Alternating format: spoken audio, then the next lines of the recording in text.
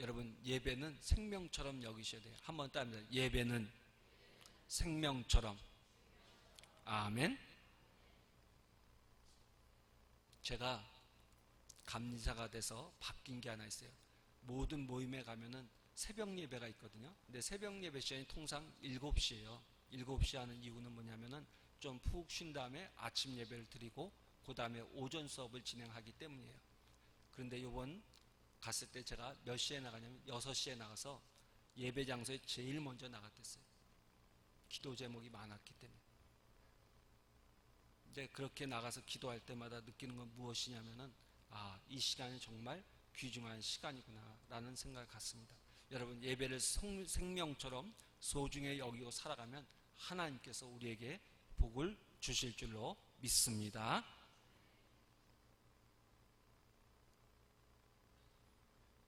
오늘 우리가 읽은 사도행전 20장 28절로 32절의 말씀은 제가 3주에 걸쳐서 지금 말씀을 전하고 있는 중요한 말씀입니다. 여러분, 지금 사도 바울이 1차, 2차, 3차의 전도 여행을 마치고 성령의 강권하심을 따라서 환난과 죽음이 기다리는 예루살렘을 향하여 가던 중에 지난 3년 동안 열심히 복음을 전하며 세웠던 에베소 교회의 장로들을 청하여 당부의 말씀을 전하고 있는 내용입니다. 여러분, 우리 28절 말씀을 다시 한번 천천히 봉독하겠습니다.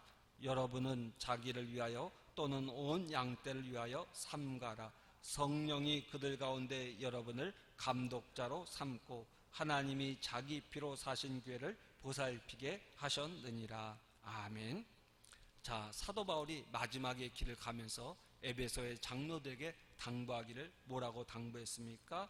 자기를 위하여 양떼를 위하여 삼가라고 당부를 하였습니다. 사도 바울이 왜 이런 당부를 하였을까요?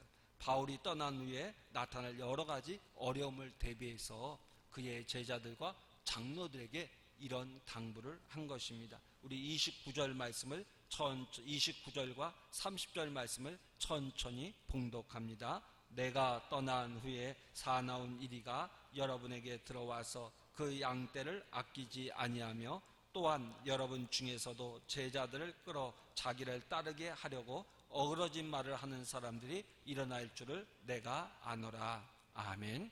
바로 이런 이유 때문에 사도 바울은 이제 에베소에 남는 제자들과 장로들에게 자기를 삼가하고 교회를 위해서 삼가할 것을 당부하였습니다. 사랑하는 성도 여러분, 오늘 이 말씀을 잘 기억하셔야 됩니다. 교회는 항상 영적인 전쟁을 치르게 되어 있습니다. 특별히 오늘 성경에 나온 사나운 일이 곧 어떤 일입니까? 양의 탈을 싼 늑대가 우리 성도들을 집어삼키려고 공격한다는 거예요. 뿐만 아니라 30절 말씀 보니까 외부적인 공격만 있는 것이 아니라 교회 내부 안에서도 자기의 세를 형성하기 위해서 주님의 제자들을, 주님의 성도들을 끌어가는 그런 사람들이 나타난다고 이야기하고 있습니다. 이러한 일은 초대교회 때부터 지금까지 반복되고 있습니다. 여러분, 그런데 오늘 말씀 속에서 우리가 기억해야 될 것입니다. 주님의 몸된 교회를 주님께서 피로 사셨다는 것입니다. 한번 따라합니다.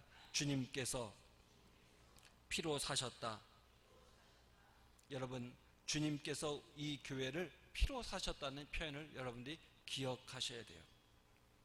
여러분, 그러면 이 주님께서 피로 사신 교회를 무엇으로부터 우리가 지켜야 하겠습니까? 바로 이러한 사나운 이리와 교회 안에서 일어나는 악한 사람들로부터 교회를 지켜나가야 됩니다. 이러한 지킴을 위해서, 교회를 지키기 위해서 우리 자신을 또한 교회를 위해서 우리가 삼가해야 될 것이 무엇입니까? 지난 주일 말씀을 나눴던 것처럼 잠언 14장 14절 이하에 보니까 죄에 대해서 분노로부터 악한 생각과 악한 행위로부터 우리 자신을 지켜나갈 때에 주님의 몸된 교회를 온전히 세워가게 될 줄로 믿습니다. 여러분들에게 묻고 싶어요. 지난 한 주간 여러분들은 죄에 대해서 분노로부터 또 악한 생각으로부터 악한 행위에 대해서 여러분 자신을 지키셨습니까? 지키신 분들은 아멘. 못 지키셨어요? 여러분, 우리 성도들은요, 세상을 살아갈 때 어떤 것부터 우리 자신을 지켜야 되냐? 죄에 대해서 우리 자신을 지켜야 돼요. 그리고 악한 생각, 분노, 악한 행위로부터 우리 자신을 지켜나가야 될 줄로 믿습니다. 자, 그런데 오늘 아멘 안 하신 분들 고민이 있을 거예요. 그렇게 살고 싶은데, 정말 하나님의 말씀대로 살고 싶은데 나도 모르게 화를 낼 때가 있고요.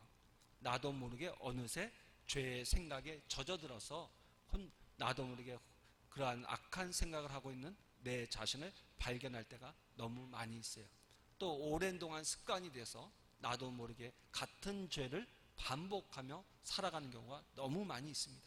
그런 자신을 보면서 실망하고 낙심할 때가 얼마나 많이 있습니까?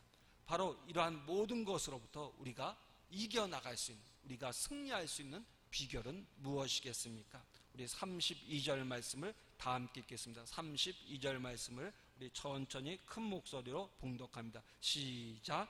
지금 내가 여러분을 주와 및 그의 은혜의 말씀에 부탁하노니.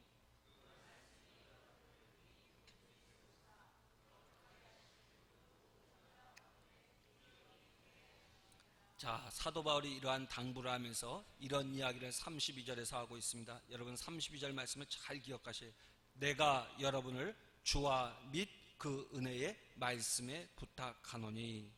자, 여러분들이 이러한 모든 세상의 악으로부터 여러분 자신들을 지켜갈 수 있도록 주님과 은혜의 말씀에 부탁을 드린다라고 이야기하고 있어요.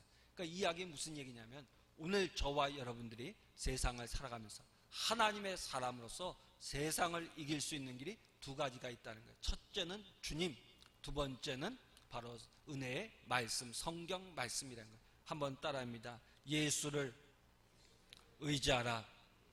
여러분, 우리가 세상을 이길 수 있는 힘은 내가 아니에요. 나는 세상을 이길 수 없어요. 누가 도와주셔야 된다? 우리 주 예수님이 도와주셔야 할 줄로 믿습니다. 우리 성경을 한번 찾아봅니다. 히브리서 12장 1절로 2절 말씀입니다. 신약 성경 히브리서 12장 1절로 2절 말씀, 성경을 잘 못 찾으시는 분들은 화면을 참조해 주시길 바랍니다. 히브리서 12장 1절로 2절 말씀을 다 함께 천천히 읽습니다. 이러므로 우리에게 구름같이 둘러싼 허다한 증인들이 있으니 모든 무거운 것과 얽매기 쉬운 죄를 벗어버리고 인내로서 우리 앞에 당한 경주를 하며 믿음의 주여 온전케 하시는 이인 예수를 바라보자. 그는 그 앞에 있는 기쁨을 위하여 십자가를 참으사 부끄러움을 개의치 아니하시더니 하나님 보호자 우편에 앉으셨느니라. 아멘. 자, 오늘 히브리서가 뭐라고 얘기하고 있습니까? 12장 2절 말씀 보니까 믿음의 주요 온전케 하시는 누구를 바라보자? 예수를 바라보자. 우리가 예수님을 바라보며 세상을 살아갈 때 모든 죄로부터 자유함을 얻으며 날마다 승리할 줄로 믿습니다. 한번 따라합니다. 예수를 바라보자. 아멘. 이번 전국대 임원 세미나 중에 제가 은혜 받은 말씀이 있어서 하나 소개해드리려고 그래요. 김학중 목사님이 오셔서 말씀을 전했는데 사도행전 16장의 말씀을 가지고 말씀을 전했어요. 여러분, 사도행전 16장의 이야기가 무엇입니까? 사도 바울이 복음을 전하다가 감옥에 갇힌 이야기입니다. 바울과 실라가 감옥에 갇혔습니다. 매를 맞고 감옥에 갇혔습니다. 깊은 밤이 되었을 때 바울과 실라가 찬송하고 기도하고 있었습니다. 그때 갑자기 무엇이 일어났습니까? 지진이 일어났습니다. 옥문이 열렸습니다. 죄수들이 도망갔습니다. 그러나 바울과 실라는 도망가지 않고 감옥 안에 앉아 있었습니다. 그때 그 모습을 본, 지진이 일어나고 죄수들이 도망간 모습을 본 간수가 자기의 책임을 통감하고 죄수들을 다 붙잡아두지 못한 책임을 통감하고 스스로 자결하려고 했습니다. 그때 바울이 그를 만류합니다. 그러자 그 간수가 사도 바울에게 이렇게 묻습니다. 선생님, 제가 어떻게 해야 구원을 얻을 수 있습니까? 자, 이 본문에 대한 어떻게 해야 구원을 얻을 수 있습니까? 라는 이 간수의 질문을 우리는 흔히 어떻게 이해를 하냐면은 영적인 질문으로 생각할 때가 많이 있었어요. 근데 김학중 목사님이 본문을 설명하면서 그의 성경의 상상력을 동원하셨는데 그 상상력이 참 참신했어요. 그때 간수가 선생님, 어떻게 해야 내가 구원을 얻을 수 있습니까? 라는 것은 영적인 문제가 아니라는 거죠. 지금 자기 앞에 문제가 생겼잖아요. 자기가 돌아보던 죄수들이 다 도망을 쳤습니다. 바울과 실라만 남아 있습니다. 이제 해가 밝아오게 되면 자기는 이 책임을 지고 그 죄수들을 대신해서 감옥에 갇히든지 어려운 일이 닥쳐오게 생긴 상황이었습니다. 이런 상황 속에서 그 간수가 사도 바울에게 어떻게 해야 구원을 얻을 수 있습니까? 라는 질문은 선생님, 내가 이 어려운 문제를 어떻게 해결해야 되겠습니까? 라는 질문이었다는 거예요. 그러니까 단순히 어떤 우리의 죄로부터의 구원의 문제를 얘기하고 있는 것이 아니라 내게 닥쳐온 인생의 이 문제를 어떻게 해결하면 좋겠습니까? 라는 질문이었다는 거죠. 자, 그때 사도 바울의 대답은 무엇이었습니까? 주 예수를 믿으라. 그리하면 너와 내 집이 구원을 얻으리라. 다른 말로 하면 오늘 사도 바울이 이 간수가 처한 삶의 상황에 대한 이야기를 듣고 대답하기를, 내가 그 어려움으로부터 벗어나는 길은 누구밖에 없다? 예수밖에 없다고 이야기하였다는 거예요. 맞습니다. 여러분, 우리가 인생을 살아가면서 수많은 인생의 어려움에 직면할 수 있습니다. 우리가 정말 그 어려움으로부터 어떻게 해야 벗어날 수 있을지 모를 때가, 막막할 때가 얼마나 많은지 모릅니다. 그러나 우리가 그 모든 인생의 문제를 만났을 때 우리에게 길이 되는 분이 계신데 예수님이신 줄로 믿습니다. 여러분, 한번 더, 예수가 답인 줄로 믿습니다. 예수가 능력인 줄로 믿습니다. 아마 오늘 이 아침에도 몸이 아프신 가운데 주예전 나오신 여러분들이 계실 거예요. 여러분, 치유의 하나님께서 여러분들을 고쳐주실 줄로 믿습니다. 그 믿음으로 주님 앞에 나오는 분들은 하나님의 도우심으로 고침을 받게 될 줄로 믿습니다. 여러분, 예수가 능력인 줄로 믿습니다. 그래서 오늘 사도 바울은 오늘 교회를 돌아봐야 될 지도자들에게, 제자들에게 당부하기를, 그러한 여러 가지 어려움이 몰려오겠지만 예수를 의지하라고 당부하고 있는 거예요. 근데 뿐만 아니라 또 하나 부탁하는 게 있는데 은혜의 말씀이라고 이야기하고 있습니다. 이 은혜의 말씀은 다른 말로 성경 말씀을 의미하는 것입니다. 우리 성경을 한번 찾아보겠습니다. 디모데후서 3장 16절 17절입니다. 디모데후서 3장 16절 17절 말씀. 자, 앞에 화면을 참조하시고 천천히 한 목소리로 읽습니다. 모든 성경은 하나님의 감동으로 된 것으로 교훈과 책망과 바르게 함과 의로 교육하기에 유익하니 이는 하나님의 사람으로 온전하게 하며 모든 선한 일을 행할 능력을 갖추게 하려 함이라. 아멘. 자, 오늘 디모데후서에서 디모데는 말하기를 뭐라고 말하고 있습니까? 성경은 교육하기에 유익하고 사람을 어떻게 합니까? 온전하게 하고 선한 일을 행할 능력을 갖추게 한다고 했습니다. 바로 이 하나님의 말씀을 의지할 때, 이 하나님의 말씀을 의지하며 살아갈 때 오늘 저와 여러분들의 삶 속에 하나님의 놀라운 은혜가 임할 줄로 믿습니다. 책을 읽다 보니까 어떤 분의 재미있는 간증이 있었어요. 여러분 한번 잘 들어보셔요. 어떤 분이 불면에 시달렸습니다. 잠을 자지 못하는 거예요. 여러분, 잠을 자지 못한다는 것이 얼마나 괴롭고 힘듭니까? 근데 이 불면증이 점점 심해지는 거예요. 그래서 병원을 다녀봤는데 이 병원을 가도 그렇고 저 병원을 가도 그렇고 자기의 병이 고쳐지지가 않는 것입니다.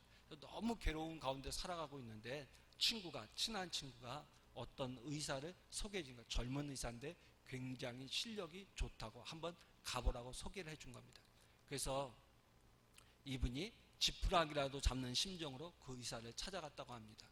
그래서 의사를 만나서 자기의 상황을 쭉 설명을 다 했다는 거예요. 근데 이 젊은 의사는 다른 의사들과 달리 이분의 이야기를 처음부터 끝까지 다 들어주더라는 겁니다. 그러면서 말하기를 불면증이 오면 힘들죠 하면서 자기를 그렇게 위로해 주는데 그 말을 대화를 하는 순간에 자기도 모르게 그 젊은 의사에 대한 신뢰가 생기더라는 거예요. 그래서 나중에 이렇게 물었답니다. 선생님, 그렇다면 제가 병원에 입원해서 치료를 받아야겠죠? 라고 물었다는 거예요. 그런데 젊은 의사가 말하기를 입원할 필요는 없습니다. 제가 드리는 약을 대신 집에 가서 꼭 드시기를 바랍니다. 라고 이야기를 하면서 처방을 해주더라는 거예요. 그래서 처방을 해준 처방전을 받아가지고 나와서 봤는데 거기에 뭐라고 써있는데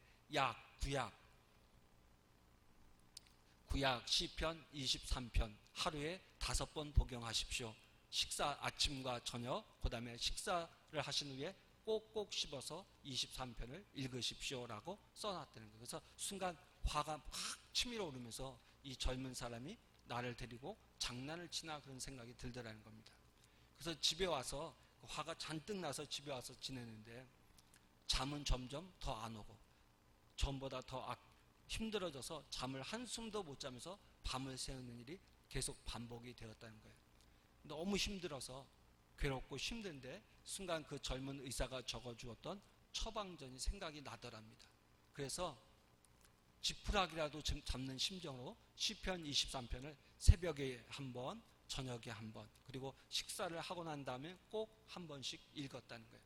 근데 하도 많이 읽다 보니까 시편 23편을 보지 않고도 읽을 만큼 외우게 되었답니다. 그래서 잠이 안 올 때마다 늘 말씀을 외우면서 지냈는데 어느 날 갑자기 그 말씀이 깨달아지면서 예수님이 나를 위해 죽으셨다는 것이 믿어지더라는 거예요. 내 죄가 고백이 되더라는 겁니다. 눈물을 흘리면서 회개하며 기도했다는 거예요. 그러면서 마음의 평안이 찾아오고요. 잠을 자기 시작했다는 거예요. 여러분, 이게 말씀의 능력인 줄로 믿습니다. 여러분, 하나님의 말씀에는 능력이 있는 줄로 믿습니다.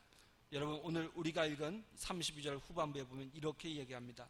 여러분을 능히 든든히 세우사 거룩하게 하심을 입은 모든 자 가운데 무엇이 있게?